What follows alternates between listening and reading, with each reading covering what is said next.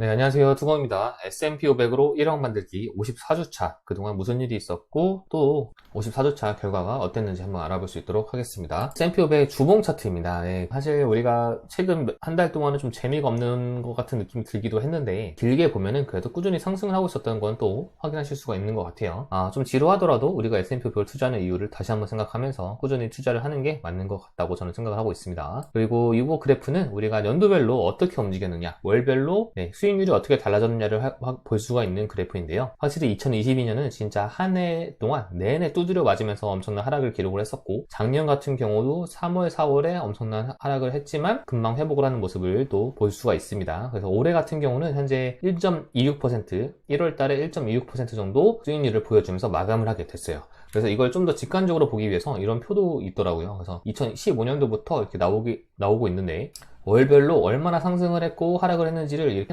한눈에 확인을 할 수가 있습니다. 여기서 좀 특이했던 건 7월은 한 번도 하락을 한 적이 없다고 해요. 그래서 7월이 굉장히 강세장인 것 같고, 우리가 좀 하락장으로 많이 보던 9월 같은 경우는 그래도 상승이랑 하락이 큰 차이는 없네요. 근데 하락을 할 때 이 하락을 하는 퍼센티지가 엄청나게 크다는 것을 또 확인할 수가 있습니다. 그래서 전통적으로 9월은 좀 약세장인 것을 또 한번 볼 수 있는 것 같습니다. 그래서 올해는 1월은 일단 1.45%로 마감을 했고, 2월에 어떻게 마감을 될지는 모르지만 전체적으로 2월도 조금은 좋은 그 추세는 아닌 것 같은 느낌이죠. 그래서 올해 2월은 좀 잘 되보길 기대를 해봅니다. 자, 그 다음에 2주 동안 어떤 뉴스들이 있었나 봤더니, 일단 S&P 500이 사상 처음으로 7,000포인트를 넘었었습니다. 잠깐 넘었었다가 금방 내려오긴 했는데, 저도 7,000 보면서 기분 좋더라고요. 근데 일단 혼조 마감을 했었던 기억이 있고, 그 다음에 이제 S&P 500 빅테크 실적들이 많이 발표를 했었죠. 그런데 그 중에서도 마이크로소프트가 10% 이상 폭락을 하면서 전체적인 지수의 움직임에도 영향을 많이 주었었습니다. 사실 마소 같은 경우는 우리가 빅테크 중에서도 좀 안정감 있게 가져가는 주식 중 하나라고 저는 생각을 했었거든요. 근데 이렇게 미래 카펙스 비용 뭐 이런 거에 따라서 10% 폭락을 하면서 좀 무서운 느낌도 들긴 했는데, 어쨌든 이런 사건도 있었고요. 그 다음에 가장 우리가 집중을 해야 될 거는 새로운 연준 의장이 워시가 지명이 되었습니다. 그러면서 뭐 주가 영향도 있긴 했지만 원자재가 폭락을 했어요. 그래서 최근 원자재가 엄청나게 올랐었는데 그 원자재가 조정을 당하면서 1월을 마감을 하게 되었습니다. 그래서 이 워시라는 인물이 누군가 봤더니, 사실 이 워시라는 인물은 이 양적 완화에 비판적이고요. 그리고 저금리를 좀 싫어합니다. 고금리, 금리를 유지할 가능성이 좀 있다는 그런 의견들이 들리고 있어요. 그러면서 달러 강세가 전환이 되고, 그리고 이분 같은 경우는 이 경기 부양보다는 물가 안정이 우선으로 생각하는 사람이라고 합니다. 그래서 현재 트럼프 정부도 그랬고, 우리가 금리 인하를 많이 기대를 하고 있었는데, 이제 고금리가 유지되는 거 아니냐, 뭐 이런 생각들이 시장에 많이 생기게 되는 것 같습니다. 그리고 뭐 쿠폰과도 연관이 있다고 하는데요. 뭐 그거는 뭐 저희는 차치하고, 이런 인물의 이런 성향을 가지고 있는 사람이다. 근데 또 어떻게 바뀔지 모르죠. 그래서 앞으로 시장이 어떻게 반응할지 그 부분을 지켜보는 것도 저도 재미가 있을 것 같습니다. 그리고 원자재가 폭락을 했죠. 하루 만에 은은 무려 30%가 넘는 하락을 기록을 하기도 했습니다. 그동안 너무 많이 올랐기 때문에 이 정도 조정이 올 수도 있는 거 아니냐라고 생각하시는 분도 있지만, 이 하루에 30% 이상이 하락하고 10% 이상이 하락하는 건 진짜 저는 처음 보는 것 같아요. 이 금과 은이 뭐 역사적으로 있을 수 있지만, 우리가 안전제라고 생각했던 금도 12% 이상 하락을 하는 것을 보면서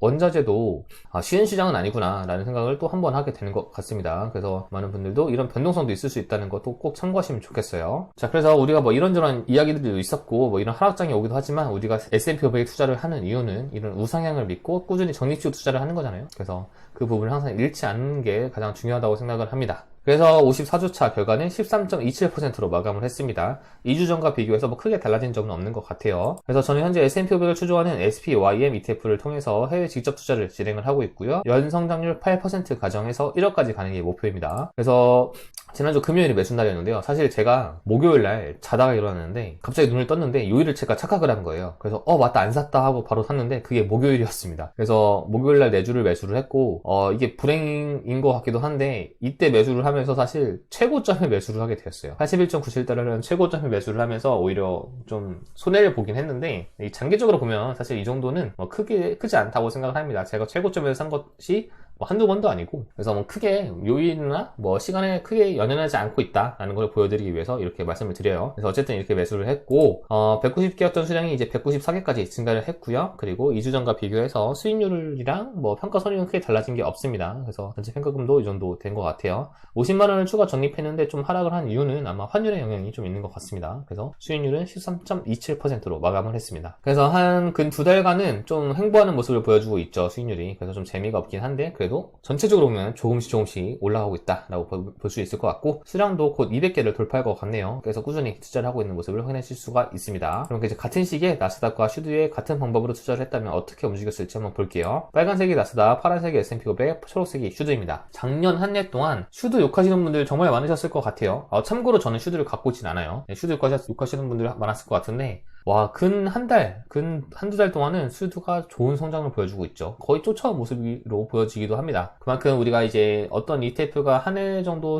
성적이 좋지 않을 수는 있지만, 그걸로 너무 비판을 하거나 안 좋게 생각하기보다는 우리가 ETF를 고를 때는 충분히 많은 고민과 공부를 하고 소신있게 투자를 하는 것도 좋은 것 같다라는 생각도 들기도 하는 것 같아요. 그 다음에 이제 배당금을 또 반영을 해봤는데, 배당금을 반영하니까 더 올라오게 되죠. 슈드 같은 경우는. 그래서 거의 쫓아온 모습이 보일 수가 있습니다. 또 앞으로 1년은 또 어떻게 바뀔지 아무도 모르죠. 근데 슈드도 최근 성적은 좋다라고 볼 수 있을 것 같아요. 자, 그 다음 환율이 최근에 진짜 다이나믹합니다. 작년 말에 급락을 했다가 다시 급등을 했다가 이번에 또 다시 급락을 했다가 다시 어제 또 많이 오르기도 했어요. 그래서 환율은 사실 저희가 미국에 1, 2년 투자할 게 아니고 10년, 20년 그 이상 투자할 거잖아요. 그러니까 뭐 일일이 대응하는 것도 좋지만, 저 같은 경우는 하나하나 대응을 하기보다는 그냥 언젠가는 평균이다 라고 생각을 하고 투자를 하고 있고, 그렇게 멘탈 관리를 하고 있습니다. 자, 그래서 54주차가 되었고요. 2월 목표, 이제 2월달이 되었죠. 2월의 목표 금액은 2125만원 정도인데 1월 31일 기준으로 이미 그 이상을 달성을 하고 있습니다. 예상 진행 속도보다 잘 나아가고 있죠. 물론 2월에 하락장이 맞아서 이 예상 진행 속도보다 밑으로 내려갈 수도 있긴 하지만, 우리는 어쨌든 지금은 잘 나아가고 있다고 볼 수 있을 것 같고, 계속해서 이렇게 좀 잘 나가길 바라봅니다.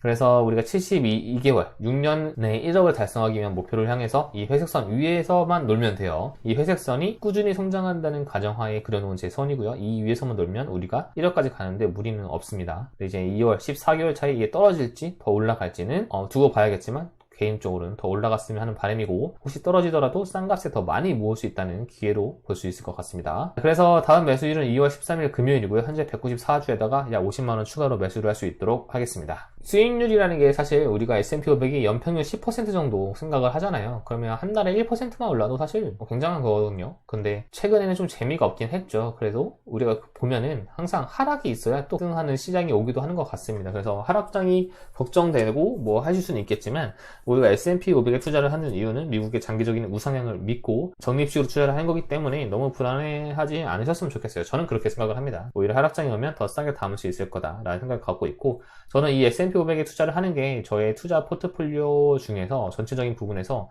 약간 안정감을 주는 그런 베이스라인을 잡아준다고 생각을 하고 이 S&P 500을 먹어가고 있거든요. 그래서 투자에는 멘탈 관리도 굉장히 중요하기 때문에 여러가지 멘탈 관리 잘 하시면서 투자 꾸준히 하셨으면 좋겠습니다. 네, 남은 주말도 모두 잘 보내시고요. 모두 추위, 감기 조심하시기 바랍니다. 감사합니다.